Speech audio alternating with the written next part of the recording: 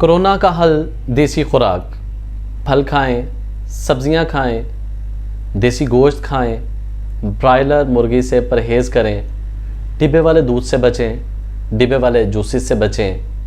Pizza, burger, fast food की बजाय घर में बनी हुई रोटी, चावल और घर में बनी अशिया का ज़्यादा से ज़्यादा इस्तेमाल करें। व्यूअर्स, टीवी टॉक शोज़ में ये तो बताया जाता है कि इम्यून सिस्टम कमज़ोर होने से कोरोना असरअंदाज होता है, मगर ये बहुत ही कम शोज़ में बताया जाता है कि इम्यून सिस्टम कमज़ोर होने की वजह क्या है, इसके रीज़न क्या है। अब मैं जो बात करने जा रहा हूँ उसे बड़े गौर से सुनिएगा। मैं स्पेशली मुखातिब होना चाहता हूँ उन अफराद से जो गोरों की बनी हुई चीज़ें, मतलब फ़ॉरेन कंट्रीज़ की ब्रांडेड चीज़ों को बहुत ज़्यादा लाइक करते हैं। इन गोरों की बनी हुई चीज़ों ने हमें कितना नुकसान पहुंचाया, आज की वीडियो में मैं आपसे शेयर करना चाहता हूं। बरे-सगीर के लोग मिलावट के मफहूम से नाआशना थे। घरों में देसी मुर्गियां, देसी बकरे, देसी घी, गुड़, शक्कर, चावल और चीनी की जगह शक्कर का इस्तेमाल किया जाता था, मक्खन का इस्तेमाल किया जाता था। यहाँ के लोग तंदुरुस्त और तवाना ज़िंदगी गुजार रहे थे और यही बरसीर का म्यार और रिवाज था। फिर भूखे, लालची और चोर जहन दिमाग के लोग, जिसे हम अंग्रेज़ कहते हैं, वो बरसगीर में दाखिल हुए और इन्होंने मसनूआत का रिवाज निकाला। ये मसनूआत क्या थी? मसनूआत दरअसल मसनूई चीज़ें थी जिन्हें हम ब्रांडेड चीज़ें बोलते हैं। मकसद सिर्फ पैसा कमाना था। ये जो आज पूरी दुनिया को अखलाकियात का दर्स देते फिरते हैं, इन आलमी जैलसाज़ों ने मसनूई और घटिया चीज़ों को मसनूआत का नाम दिया, ब्रांड का नाम दिया। देसी घी के बदले खूबसूरत सी पैकिंग में ये लोग वलायती घी लेके आए जो हमारी सेहत के लिए बहुत ज़्यादा नुकसानदेह है। फ्रेश जूसेस की बजाय इन्होंने केमिकल मिले मशरूबात हमें पिलाना शुरू कर दिए। गुड़ और शक्कर, जिससे इंसानी सेहत बहुत अच्छी रहती थी, इन्होंने मुज़र सेहत केमिकल मिला के चीनी बना दी, जिसकी वजह से शुगर बहुत ज़्यादा इंक्रीज़ होना शुरू हो गई। दूध खालिस होता था मगर केमिकल मिला दूध इन्होंने मार्केट में बेचना शुरू कर दिया।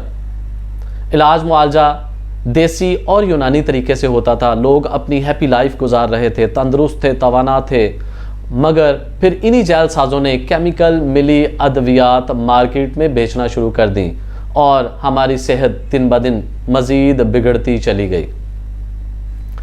अब इसी से रिलेटेड एक छोटा सा वाक़या शेयर करूंगा और अपने टॉपिक को आगे बढ़ाऊंगा।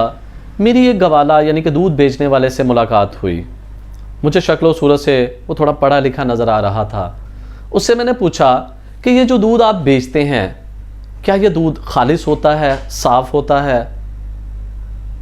उसने मुझे रिप्लाई किया कि यही तो खालिस होता है, यही तो ताज़ा होता है और यही सेहत के लिए अच्छा होता है।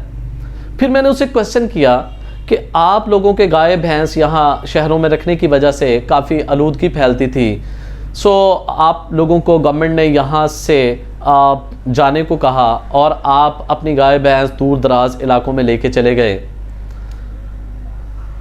आपके ये जो जानवर थे ये माहौलियाती आलूदगी का सबब बन रहे थे। उसने हल्की सी स्माइल ली, मेरी तरफ देखा और मुझे बोला कि ये तो सेकेंडरी रीज़न है, पहली रीज़न कुछ और थी। मैंने बड़ी हैरानगी से उसे पूछा कि पहली रीज़न क्या हो सकती है? उसने बताया कि पहली रीज़न वो कंपनियां हैं जो डिब्बे वाला दूध बेचती हैं। अगर हम लोग शहरों में रहते, हर घर में खालिस दूध पहुंचता था और पहुंचता रहता, तो ये कंपनियां ना चल पाती, इन्हें बहुत ज़्यादा नुकसान होता, इनकी बहुत ज़्यादा इन्वेस्टमेंट डूब जाने का ख़तरा था। सो इन्होंने मिली भगत से हमें यहाँ से निकालने की एक स्कीम, एक प्लान बनाया। अब ये प्लान इन्होंने किस तरीके से बनाया?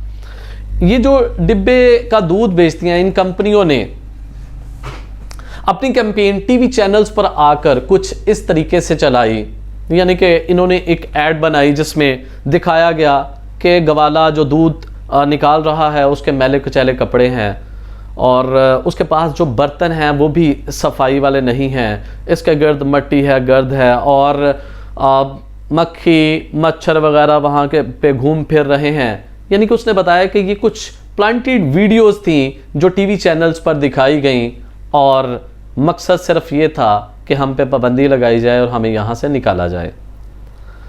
उसके बाद उसने एक बात जो कही वो मुझे बहुत ही अट्रैक्ट किया। उस बात ने, उस गवाला ने कहा कि अगर गाय और भैंस माहौलियाती आलूदगी का सबब हैं तो शहरों में घोड़े, खच्चर, गधे और यहाँ पर जो पालतू मवेशी जानवर रखे जाते हैं, स्पेशली जो लोगों के फार्म हाउसेस होते हैं, वहाँ पर ये सारे जानवर मौजूद होते हैं। इवन गाय और भैंस भी मौजूद होती हैं। सो ये सारी चीज़ें माहौलियाती आलूदगी का सबब नहीं हैं, सिर्फ गाय और भैंस ही क्यों है। अब यहाँ बहुत ही काबिल गौर बात यह है कि अमेरिका में कोरोना केसेस की तादाद दिन ब दिन बढ़ती जा रही है। उसकी एक बहुत बड़ी वजह यह भी बताई जा रही है कि वहाँ पर लोग डिब्बे वाला दूध इस्तेमाल करते हैं और अब वहाँ पर भी लोगों ने कैंपेन चलाना शुरू कर दी है कि हमें ताज़ा दूध दिया जाए, बेचने और ख़रीदने की इजाज़त दी जाए। मगर ऐसा हो नहीं सकता क्योंकि अमेरिका में कानून पास है कि वहाँ पर आप डिब्बे वाला दूध ही ख़रीद और बेच सकते हैं।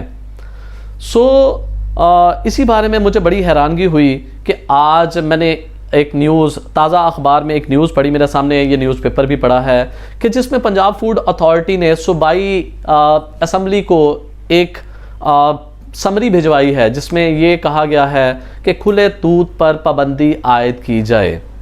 अब मेरे ख्याल में पंजाब फूड अथॉरिटी को चाहिए ये था कि वो गवाला को चेक करें, दूध की क्वालिटी को चेक करें, दुकानों को बैन करें जो गलत दूध बेचते हैं, जो केमिकल वाला दूध बेचते हैं, जो मिलावट वाला दूध बेचते हैं। उन्होंने, मुझे तो इस न्यूज़ से ऐसा लगा कि उन्होंने अपनी जान छुड़ाने की कोशिश की है कि हम डेली ऐसे बहुत सारे लोगों को पकड़ते हैं, उन्हें जुर्माना करते हैं और फिर ये हमारे लिए एक दर्द सर बन चुका हुआ है।